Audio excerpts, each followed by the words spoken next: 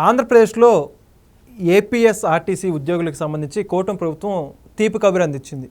ఏదైతే దాదాపుగా 80 కోట్ల రూపాయలు విడుదలైన ఎస్ఎల్బిఆర్ఎస్ నిధులకు సంబంధించి బకాయిలు విడుదల చేసింది. మరైతే దాదాపుగా 2020 సంవత్సరం నుంచి 5 సంవత్సరాలుగా పెండింగ్లో ఉన్నటువంటి ఒక నిధులను విడుదల చేయడం పట్ల ఆ యొక్క ఉద్యోగులందరూ కూడా సంతోషాన్ని వ్యక్తం చేస్తున్నారు. మరి ఇదే అంశానికి సంబంధించి పూర్తి విషయాలు తెలుసుకోవడానికి మనతో ఉన్నారు సీనియర్ జర్నలిస్ట్ దుర్గా కుమార్ గారు. సార్ నమస్కారం అండి. నమస్తే వెంకట్, మన వీక్షకులకు కూడా. సార్, ఏపీఎస్ఆర్టీసీ ప్రజా రవాణాకి సంబంధించి అత్యంత కీలకమైంది. ప్రతి రాష్ట్రంలో కూడా ఈ యొక్క ఏపీఎస్ఆర్టీసీ లాగా ప్రతి రాష్ట్రానికి ఆయా ప్రజా రవాణా వ్యవస్థ అయితే ఉంది. అయితే ఆంధ్రప్రదేశ్లో ప్రజా రవాణాకి సంబంధించి మాత్రం చంద్రబాబు నాయుడు గారు అనేక కీలక సూచనలు ఇస్తూ ఆయన అధికారంలోకి వచ్చిన వెంటనే అనేక పెను మార్పులు అయితే దీంట్లో తీసుకురావడం జరిగింది. ఇప్పుడు అందులో భాగంగానే 80 కోట్ల రూపాయలు ఆ ఉద్యోగులకు సంబంధించి పెండింగ్ బకాయిలు అంటే రిటైర్మెంట్ బెనిఫిట్స్ వీటిని కూడా నిధులు విడుదల చేశారు. మొత్తానికి అంశానికి సంబంధించి మీ మాటలో అభిప్రాయం ఏంటి? ఇప్పుడు మీరు అన్నట్టు వెంకట్, ఏ రాష్ట్రానికైనా ఆర్టీసీ రోడ్ ట్రాన్స్పోర్ట్ కార్పొరేషన్ అనేది చాలా కీలకమైంది. ఎందుకంటే సామాన్య ప్రజలు ఎక్కువగా ఉపయోగించేది చిన్న చిన్న దూరాలకు కానీ వితిన్ ద డిస్ట్రిక్ట్స్లో కానీ బస్సెస్ ఎక్కువ వాడతారు ట్రైన్స్ కన్నా కూడా. ట్రైన్స్ చాలా పరిమితమైన మార్గాల్లో ఉంటాయి, పరిమితమైన టైమింగ్స్లో ఉంటాయి. కానీ బస్సు అనేది ఎప్పుడంటే అప్పుడు అందుబాటులో ఉండేది, వీలైనంత తక్కువ ఛార్జీలతో తీసుకెళ్ళగలిగిన పబ్లిక్ రవాణా అంటే ఆర్టీసీ. ఆర్టీసీని పెట్టినప్పటి నుంచి కూడా ఇది నిజాం టైం నుంచి ఉమ్మడి ఆంధ్రప్రదేశ్ ఏర్పడకముందు తెలంగాణలో కూడా ఉండింది. తర్వాత ఆంధ్రప్రదేశ్ ఏర్పడిన తర్వాత రాష్ట్ర ట్రాన్స్పోర్ట్ కార్పొరేషన్ని ఏ ప్రభుత్వాలైనా సొంత బిడ్డల్లాగా సాకిని. ఎందుకనంటే అది సామాన్య ప్రజలకి అందించే సేవలో ఆర్టీసీ మెయిన్. ఎట్లా పోలీస్ స్టేషన్, పంచాయతీ ఆఫీస్ ఎంతో రవాణాకు సంబంధించి బస్సు అంత కీలకం. ప్రగతి చక్రాలు అనేవాళ్ళు ఆర్టీసీ బస్సుల్ని చక్రాలని ప్రగతి చక్రాలు.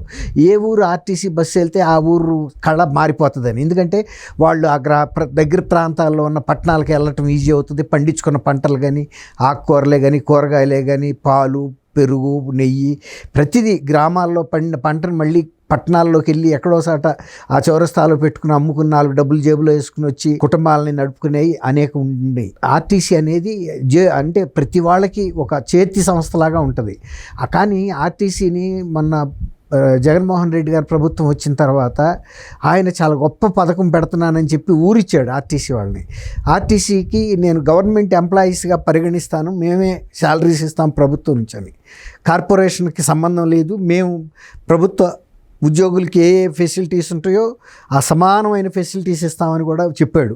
చాలా ఆర్టీసీ వాళ్ళు ఎంతో ఆనందించారు, అబ్బా మన ప్రభుత్వంలోకి విలీనం చేసుకుంటున్నారని. గతంలో ప్రభుత్వానికి విలీనం చేసుకోవటానికి ఆ ప్రభుత్వాలు చేయలేక కాదు, కానీ కొన్ని ఆర్థిక భారాల దృష్ట్యా దాదాపుగా అంతా కార్పొరేషన్లో అంతున్నాయి కాబట్టి ఆ నిధుల్ని కరెక్ట్గా మెయింటైన్ చేసినా కూడా వాళ్ళు హ్యాపీగానే ఉన్నారు అప్పుడు. కానీ ఈయన కొత్త ఆశలు కల్పించాడే కానీ ఆర్టీసీకి సంబంధించి ఆ పనులు ఏమీ జరగకపోగా ఆర్టీసీకి ప్రభుత్వం కొన్ని రాయితీలు ఇస్తుంది. కొంతమందికి వికలాంగులకు రాయితీ కానీ, లేకపోతే జర్నలిస్టులకు కానీ, కొన్ని వర్గాల వాళ్ళకి అటువంటి రాయితీలు ఇచ్చినప్పుడు దానికి సంబంధించిన రీఎంబర్స్మెంట్ అంటారు. ఎంతైతే ఆర్టీసీ ప్రజలకి చేస్తుందో దాన్ని ప్రభుత్వం రీఎంబర్స్ చేయాలి ప్రతి నెల. అట్లా చేయకుండా ప్రభుత్వం ఇవ్వాల్సిన ఆర్టీసీకి ఫండ్స్ కూడా ఇస్తుంది కొంత. ఎందుకంటే ఆర్టీసీ లాభసాటిగా ఎప్పుడు నడవు, ఎందుకంటే చాలా గ్రామీణ ప్రాంతాలకు వెళ్ళాలి, ఆక్యుపెన్సీ రేటు తక్కువ ఉంటాయి. అంటే మెయిన్ రూట్స్ ఇప్పుడు హైదరాబాద్, బెంగళూరు, లేకపోతే విజయవాడ టు విశాఖపట్నం ఈ రూట్లో కొంత సంపాదన వస్తుంది. కానీ గ్రామీణ ప్రాంతాల్లో పల్లెకి వెలుగు బస్సులు ఉన్నాయి చూసారా, వాటికి వెళ్ళేటప్పటికి అక్కడ నష్టాలు వస్తాయి. అందువల్ల ప్రభుత్వం ఏం చేస్తుందంటే ఆ సేవలు తగ్గకూడదని ప్రభుత్వం నిధులు సమకూరుస్తూ ఉంటుంది. కానీ జగన్మోహన్ రెడ్డి గారి హయాంలో పూర్తిగా బంద్ అయిపోయినాయి. రిటైర్మెంట్ అయిన ఉద్యోగులకి వాళ్ళ రిటైర్మెంట్ బెనిఫిట్స్ కూడా ఇవ్వాలి అప్పటి నుంచి. తర్వాత మెడికల్ బిల్స్ ఇవ్వలేదు. తర్వాత పిల్లలకి సంబంధించి కొన్ని వెల్ఫేర్ చదువులకు సంబంధించి వాటికి ఇస్తారు, అవి ఇవ్వలేదు. తర్వాత సిక్ లీవ్స్ లేకపోతే యాక్సిడెంట్స్ అయినప్పుడు వాళ్ళకి కొన్ని మెడికల్లో ఇవి ఉంటాయి బెనిఫిట్స్, ఏమి ఇవ్వాల. దాంతో వాళ్ళు 5 ఏళ్ల నుంచి దిక్కు ధ్యానం లేని పరిస్థితుల్లో చంద్రబాబు నాయుడు గారు వచ్చిన మొన్న 80 కోట్లు రిలీజ్ చేస్తే కనీసం నిప్పుల మీద నీళ్లు చల్లినట్టుగా వెంటనే చాలా ఎమర్జెన్సీ కేసెస్ అన్నిటికీ రిలీఫ్ వచ్చింది. వాళ్ళు అదే ఫీల్ అవుతున్నారు. ఆర్టీసీ కార్మిక నాయకులు కూడా ఇప్పుడు మేము కనీసం మా కార్మిక సోదరులతో వెళ్ళి మాట్లాడగలుగుతాం, ఇప్పుడు రాక మేము తీవ్రమైన ఒత్తిడిలో ఉన్నాం, ప్రభుత్వాల దగ్గరికి ఇంత మొరబెట్టుకున్నా కూడా జగన్మోహన్ రెడ్డి గారు ఏమీ రాల్చలేదు అని. తర్వాత బస్సులు పాతబడిపోయి డిపోల్లో మూలబడిపోయే స్క్రాప్ కింద అయినా కూడా రీప్లేస్మెంట్ కూడా చేయలే ఆయన. తర్వాత కొత్త బస్సులు వేయాలి కొన్ని రూట్లో అని ప్రజల నుంచి వచ్చిన అర్జీలను కూడా పట్టించుకోలేదు. ఎందుకంటే డిఎంలు ఒకటే చెప్పారు, అయ్యా మా దగ్గర ఉన్న బస్సులే పాత పడిపోయాయి, డిపోలో మూలలు పెట్టాము, పేపాల మీద డ్రమ్ముల మీద నిలబెట్టారని చూపించారు వాళ్ళు. వాటికే రిపేర్లు చేసే పని లేదు, స్క్రాప్ కింద అమ్మాల్సిందే, కొత్త బస్సులు రావటం లేదు, మేము ఉండ సర్వీసులనే తగ్గించేసాము. ఇప్పుడు 10 ట్రిప్పులు 5 ట్రిప్పులు వెళ్ళే కాడ ఒక ట్రిప్ పంపారు. కొన్ని వాళ్ళకైతే అసలు పూర్తిగా బంద్ చేశారు. బస్సులు లేవు, వాళ్ళు మాత్రం ఏం చేస్తారు? ఇప్పుడు ప్రతి చిన్న ఊళ్ళల్లో కూడా అర్జీలు వస్తుంటే ఎమ్మెల్యేలు కానీ వాళ్ళు తీసుకొస్తుంటే వీలున్నంత వరకు అక్కడ వెళ్ళే బస్సులను ఎక్స్టెన్షన్ చేయటం, లేకపోతే కొత్త రూట్లో బస్సులు వేయటం కూడా చేస్తున్నారు. కొత్త బస్సులు కొన్నారు, 800 ఎలక్ట్రిక్ బస్సులు కొన్నారంటే దాదాపు 1,20 లక్షలు 1,30 లక్షలు ఉంటుంది ఒక్కొక్క బస్సు. అవి కూడా కొన్నారు. ఎందుకంటే ఆర్టీసీ మీద భారం తగ్గటానికి. ఆర్టీసీకి మెయిన్ ఖర్చు అంతా డీజిల్. ఆ డీజిల్ మీద భారం తగ్గిందంటే ఆర్టీసీకి కొంత ఊపిరి పీల్చుకోవడానికి అవకాశం చిక్కుతుంది. తర్వాత స్త్రీ శక్తి అని ఇప్పుడు మహిళలకి ఫ్రీ బస్ పెట్టారు, తర్వాత వికలాంగులకి ఫ్రీ బస్ పెట్టారు. ఇప్పుడు దాని మూలన 50% ఆక్యుపెన్సీ మహిళలది అనుకున్న 60% కూడా ఉంటుంది.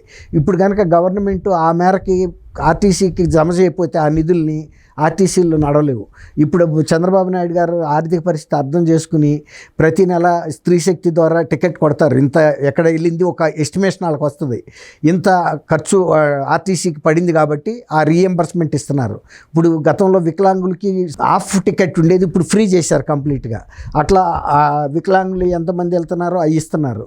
ఇట్లా ఏ విధంగా ఆర్టీసీలు రాయితీలు ఇచ్చినా స్టూడెంట్స్కి ఇచ్చే రాయితీలు కానీ ఇవన్నీ కూడా రీఎంబర్స్మెంట్ చేసి ఇప్పుడు సంస్థ బాగుంటేనే ఇంకా ఎక్కువ బస్సులు ఇప్పుడు ఎందుకు తిప్పగలుగుతుంది ఆంధ్రప్రదేశ్లో? ఆర్టీసీకి ప్రభుత్వ బకాయిలు ఉంచటల్లా. దానికి తోడు ఎక్కువ బస్సులు ఎక్కడెక్కడ రిక్వైర్మెంట్ ఉందని ఎస్టిమేషన్లు ఇస్తే ఆ బస్సులు కొనడానికి కూడా కొత్త బస్సులు కొనడానికి గత కొన్నాళ్ళుగా అసలు ఆర్టీసీలో కొత్త బస్సులు అనేవి లేవు.